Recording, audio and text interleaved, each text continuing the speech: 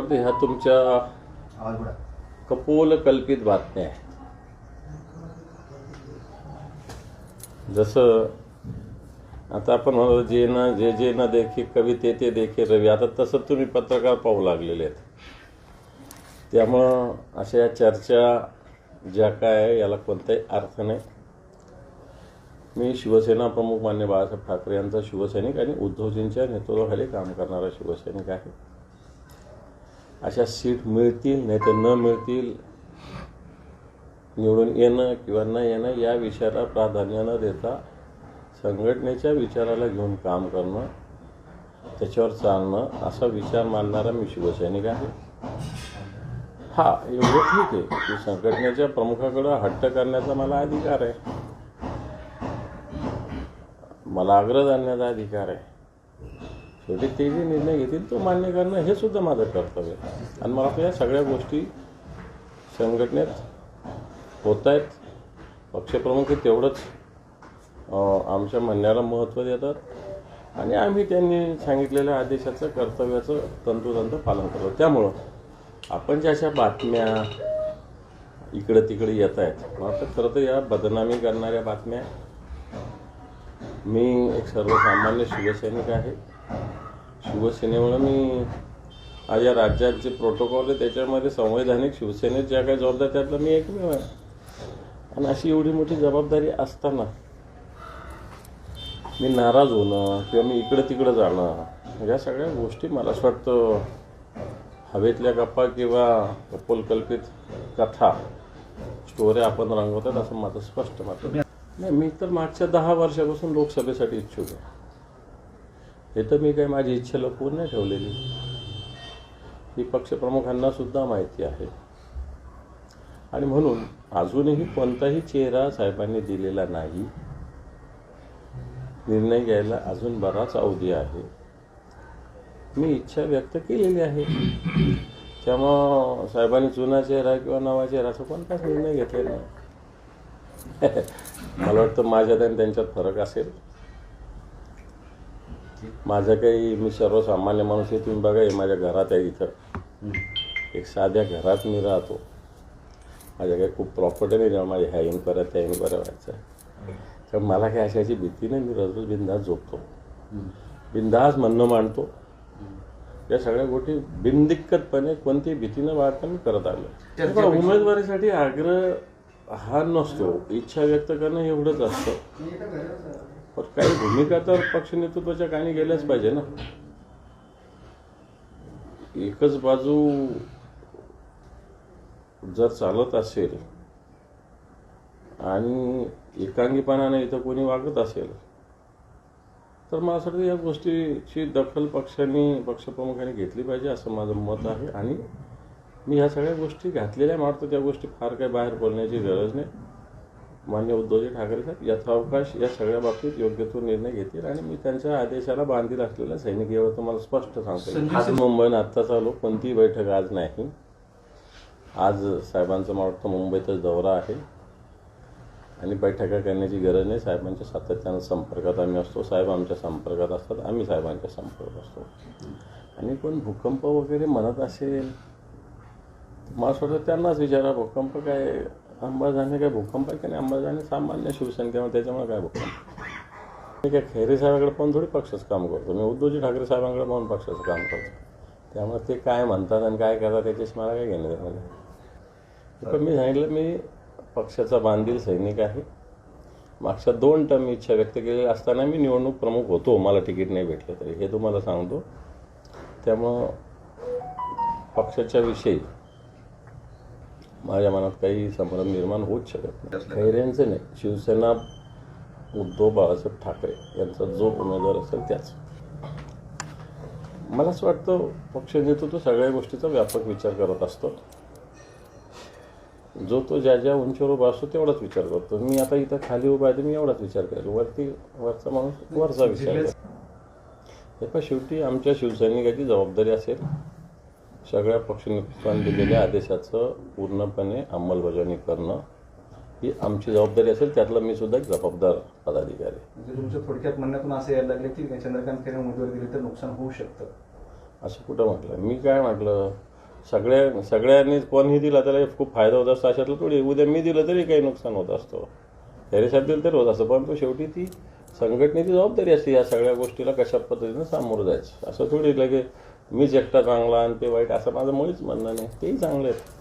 त्यांचा आरोप असतो की तुम्ही काड्या करता म्हणून त्यांच्या बाबतीत. माझा नाही मी ते नेते आहेत आमचे असंच म्हणाले. गेली निवडणूक पण तुम्हीच हरवली त्यांना म्हणून ते पडले असं त्यांचं म्हणणं आहे. आता म्हणून दाखवा मला. म्हणजे याचा अर्थ काय समजायचं या वाक्याचा या वाक्याचा अर्थ काय समजायचा?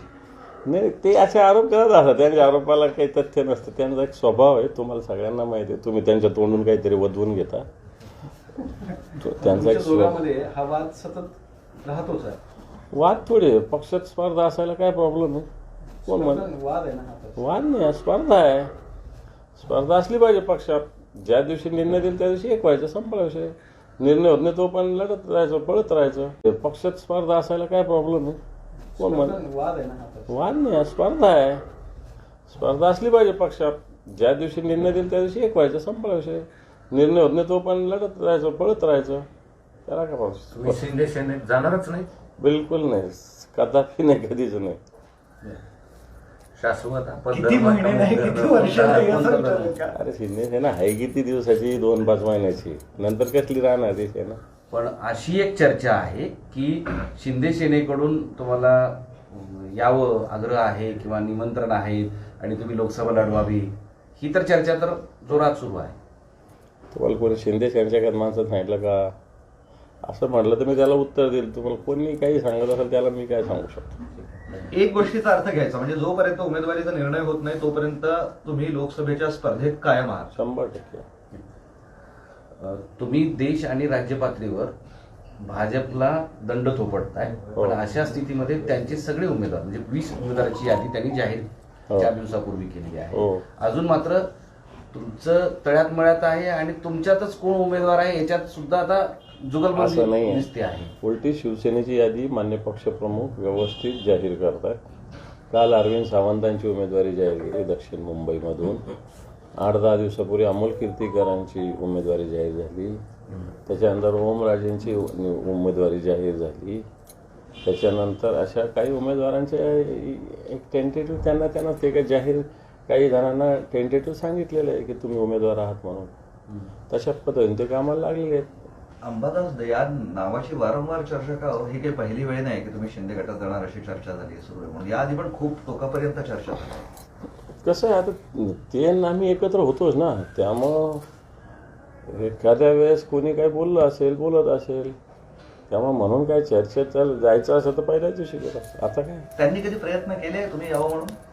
ते त्यांना विचारा मला कशाला विचारतात. तुम्हाला फोन यायचे ना एकनाथ शिंदे असं ऐकलंय आपण. नाही कामाला मी लावतो ना फोन त्याला काय मी विरोधी पक्ष नाही त्या राज्याचा जनतेचं एखादं काही काम असेल तर मला त्यांना फोन लावावं लागेल आणि त्यांना ते काम पण तुमचे फोन होत राहतात नाही हे अशी कामं येतो सहज कोणाला बोलायला, फोन घरातल्या कुटुंबातल्या नाही असं मी कधी लावत नाही फोन त्यांचे येतात तुम्हाला फोन नाही मान्य ते आपणच इलेक्ट्रॉनिक करायचं. वोट बॉन्डवर जे काही मिळाले पक्षांना त्याच्यात शिवसेना पण आहे ते लोकांना बरेच असं की शिवसेना ती का शिवसेना अगोदरचे 2018 पासून ती सगळी रक्कम आहे राष्ट्रीय पक्ष राष्ट्रीय पक्ष म्हणून तर ते अनेकांना प्रश्न पडलाय की आता ही शिवसेना कोणला म्हणजे कुणाच्या पदरात पडले ते इलेक्ट्रो बॉन्डचे नाही पण इलेक्ट्रो बॉन्डचा मुद्दा जो आहे शिवसेनेच्याही खात्यात आले असतील ती रक्कम बघितली तर भाजप बीजेपीपेक्षा 0.1% पण खाली आहेत आणि ती ओपन आहे.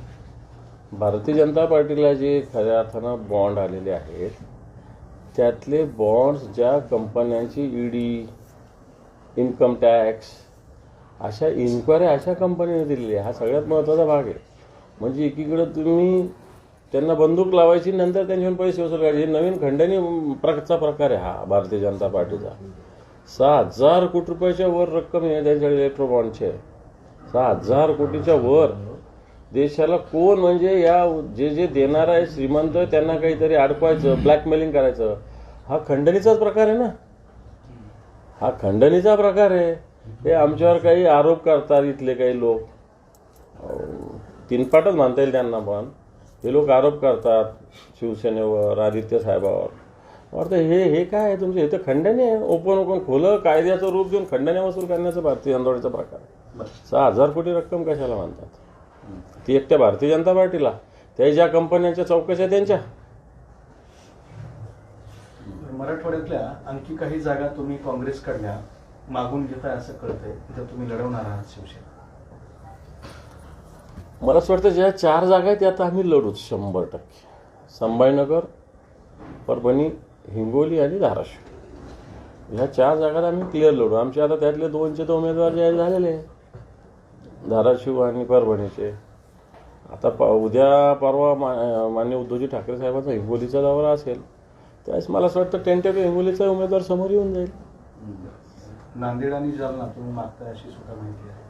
नाही, नांदेड नवीन समीकरणामध्ये असं झालं की जे अशोकराव चव्हाण होते ते काँग्रेस सोडल्यामुळं त्या ठिकाणी शिवसेनेची बऱ्यापैकी ताकद आहे. शिवसेनेचे 4 आमदार होते 10 वर्षापूर्वी तिथं. सगळे युनिट शिवसेनेचे संघटनात्मकदृष्ट्या चांगले आहे. पण अशोकराव चव्हाण होते म्हणून आम्ही कधी, कारण ते आमच्या आघाडीत होते त्यामुळे आम्ही त्या जागेकडे कधी लक्ष दिलं नव्हतं. पण तो आता अशोकराव चव्हाण गेल्यानंतर मेजॉरिटीनं काँग्रेसचे पदाधिकारी अशोकराव चव्हाणांसोबत गेले आणि म्हणून तिथं आज काँग्रेसपेक्षा शिवसेनेची ताकद जास्त निर्माण झाली आहे. आणि म्हणून ती सीट मागणं काही वाव काय असं मला वाटत नाही. उद्या राहुल गांधीच्या यात्रेचा समारोप मुंबईत होतोय आणि सभा सुद्धा आहे. हो त्याच्यात जाणार शिवसेना आहे. सहभागी हो होणार. जाणार आहे. आता माननीय संजय राऊत साहेब नाशिकला वगैरे असताना या सगळ्या कार्यक्रमात राहुलजींच्या सहभागी झाले. धुळ्याला असो, नंदुरबारला असो, नाशिकला असो, सगळ्या शिवसैनिकांनी या भारत जोडो यात्रेचं स्वागत केलेलं आहे.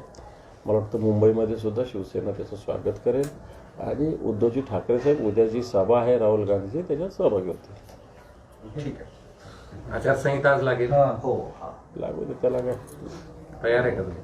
तर त्याच्यात काय लगेच त्याला थोडी काही करून ठेवायचं आहे दाल लोडत. याला नियम कायदे पाळायचे ते नेहमीच आपल्याकडे चालू असतात. ते काय नियम कायदे सोडून थोडी आम्ही काम करतो. एक छोटा म्हणतो